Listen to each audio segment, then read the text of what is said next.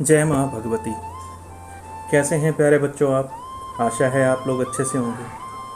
आज जो मैं आपको कहानी सुनाने जा रहा हूँ उसका नाम है इंसान की सबसे बड़ी भूल। ये कहानी नहीं है, ये हकीकत है जो चाइना में घटा था। इसको आप इंग्लिश में कह सकते हैं मैन मेड डिसास्टर। 1958 चाइना ने सोचा कि मैं दुनिया का सबसे बड़ा अन्न उत्पादक बनूंगा, यानी मेरा सबसे बड़ा नाम होना चाहिए कि सबसे ज़्यादा अनाज जो है चाइना में पैदा होता है। इसलिए चाइना ने अपने वैज्ञानिकों से सलाह मांगी। वैज्ञानिकों ने काफ़ी जोड़ तोड़ के बाद ये बताया, एक आइडिया दिया कि हमारा जो अनाज है वो लगभग 4,500 किलो प्रति वर्ष, प्रत्येक वर्ष में 4,500 किलो जो चिड़ियाँ हैं वो खा जाती हैं। इन चिड़ियाओं ने इतना अनाज हर साल अगर नहीं खाया तो हम दुनिया में सबसे बड़ा अन्न उत्पादक देश बन जाएगा, दुनिया में हमारा सबसे बड़ा नाम होगा। तो आदेश हो गया कि इन चिड़ियाओं को मार दिया जाए। उन चिड़ियाओं का शिकार शुरू कर दिया गया, किसी को जहर दे करके, किसी को गोलियों से। इनके घोंसलों को भी तोड़ दिया गया। बड़ा तरीके से हर तरह से एक लहर सी चल पड़ी इनके शिकार की। पहले ही दिन में 1,94,432 चिड़ियाएँ चीन में शिकार की गई। ये दुनिया का सबसे बड़ा आंकड़ा है आज तक चिड़ियाओं के मारे जाने का। घोंसले भी तोड़ दिए गए इनको मार। लेकिन चिड़ियाएँ जो है वो अन्न के साथ में कीट भी खाती हैं। कीट जिनको आप टिड्डियाँ कहते हैं, इनको भी खा जाती थी, इनका सफाया हो जाता था। चिड़ियाओं के मरने से इनकी आबाद बढ़ती चली गई और इन्होंने चीन की फसलों को पे आक्रमण करना शुरू कर दिया। जैसा आपने कुछ टाइम पहले देखा था, टिड्डी आक्रमण हुआ था, टिड्डी दल आ रहा था। तो ये क्या आता है, पूरे की पूरी खड़ी हुई फसल पे, पूरे खेत पे अपना कर लेता है और कुछ ही घंटों में सारे खेत को साफ कर देता है।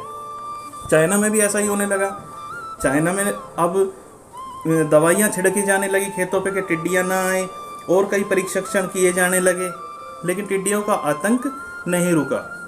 इन टिड्डियों ने आकर के चाइना में हर जगह पर अपना आतंक फैलाया और सारी फसलों को बर्बाद कर दिया। अब अनाज को पूरी तरह से ख़त्म होने के बाद 1960 तक हालात ये थी कि चाइना में भूखमरी आ गई। अनाज नहीं था, सब लोग भूखे मर रहे थे। जो अनाज बचा हुआ था वो बहुत बहुत बहुत ज़्यादा महंगा हो गया था कि कुछ अमीर लोग ही उसको ख़रीद करके खा पा रहे थे, बाकी लोग भूख से मर रहे थे। त्राहिमाम चारों तरफ मचा हुआ था। गरीब बच्चों को खाने के लिए दिन में एक दाना भी नहीं मिल पाता था। कूड़े में भी ढूंढ ढूंढ के लोग खा रहे थे, लेकिन नहीं मिल पा रहा था। उस समय में आप यकीन मानेंगे कि भूख से मरने वालों की जो तादाद है वो 5 करोड़ लोग बताई जाती है।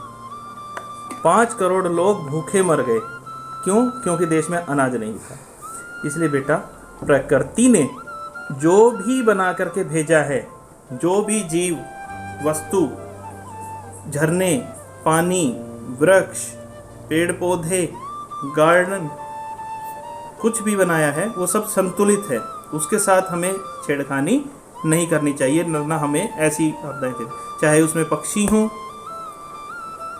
या किसी भी तरह के जीव जंतु हों, छोटे बड़े पक्षी हों, वन्य जीव हों, समुद्री जीव हों, जिनको हम देखते हैं, आप न्यूज़ वगैरह में भी देखते हो ना, या टीवी पे भी देखते हो, अलग अलग तरह के जीव हैं, उनका प्रकृति में योगदान है। हर तरह के पक्षी, चाहे वो जैसे भी हैं, वो हमारे लिए उतने ही ज़रूरी हैं जितने कि हमारा अपना जीवन। अगर वो नहीं रहेंगे तो ये हो जाएगा। पेड़ों की कटाई हम अंधाधुंध शुरू कर रहे हैं आज, है ना। एक आदमी को अपनी पूरी ज़िंदगी में 10 पेड़ों की ऑक्सीजन की ज़रूरत होती है और हम उनको प्रतिदिन काटते जा रहे हैं और आदमी बढ़ते जा रहे हैं। तो ऑक्सीजन कहाँ आएगी? आज आपको पता है ना ऑक्सीजन की वजह से कितनी किल्लत हो रही है, आए दिन न्यूज़ में सुन रहे हो, है ना।